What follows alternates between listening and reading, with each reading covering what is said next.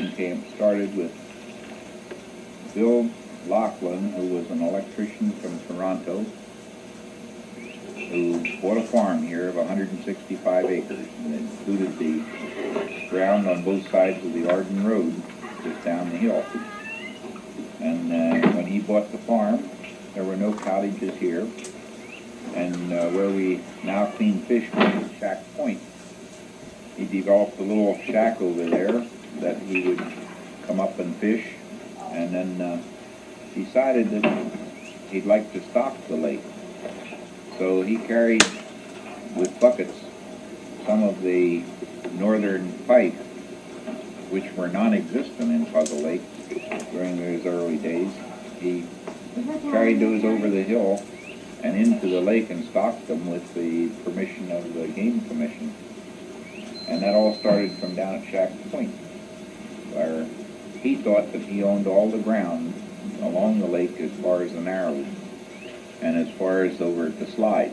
And that's what was the original determination of why he located the cabins where they were.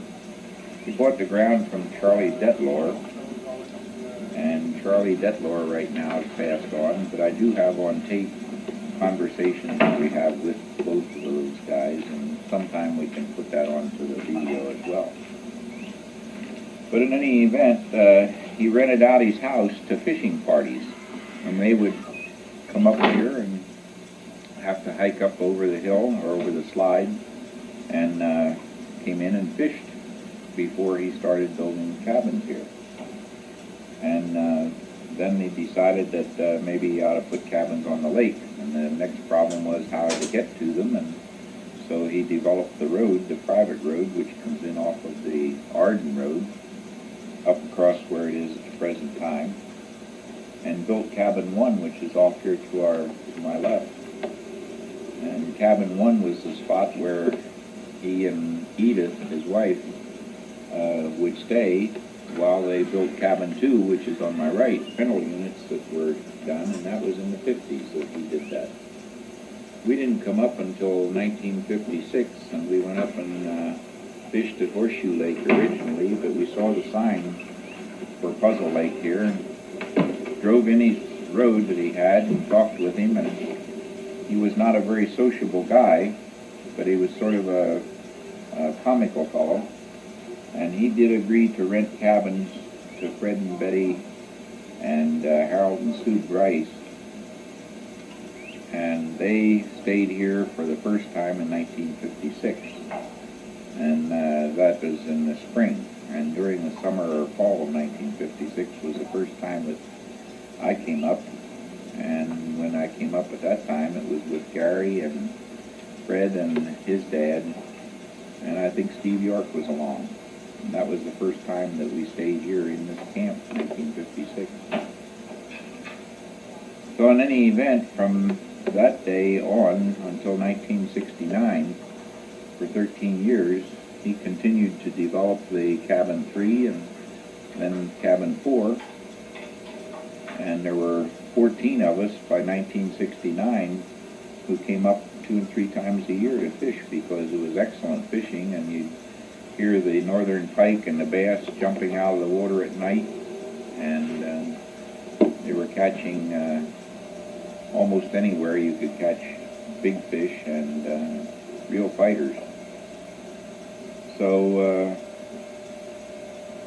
1969, somebody burnt down Bill's place. He was still working.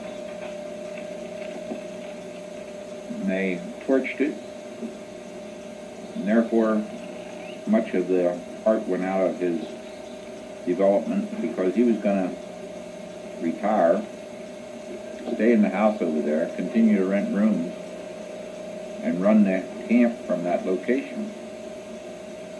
So when it was burnt, that meant that he had to use one of the cabins here.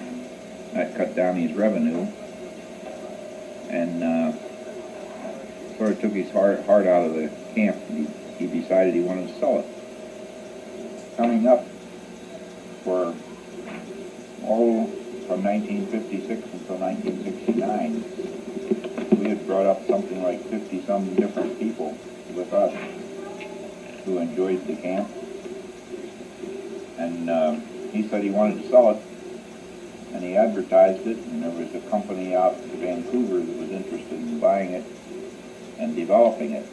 And we prevailed upon him not to do that, but he wanted to maintain the natural setting and not have a lot of development on the lake.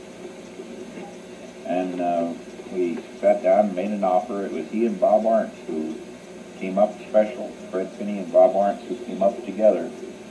I was teaching and Bob was off and Fred took off. They came up and sat down with Bill, 5 acres, and included the 4 cabins and the road access. And there was also a garage over on the old property and a well where the house was. So they decided that he would sell and he would become a stockholder, and therefore he'd be able to come and fish just like he had planned to for years. So in 1969 we formed a Canadian corporation, 14 of us, which are listed on the map in each of the cabins, which Betty designed and got reproduced. It shows the layout of the lake, and also around the border are the 14 original stockholders who purchased the property. And from 1969 to 1992, we just continued to run the place with the 4 cabins, doing as much maintenance as was absolutely necessary, but not trying to change the nature or complexion of it. Trying to keep a restriction on 10 horsepower motors, no high-powered boats, no water skiing,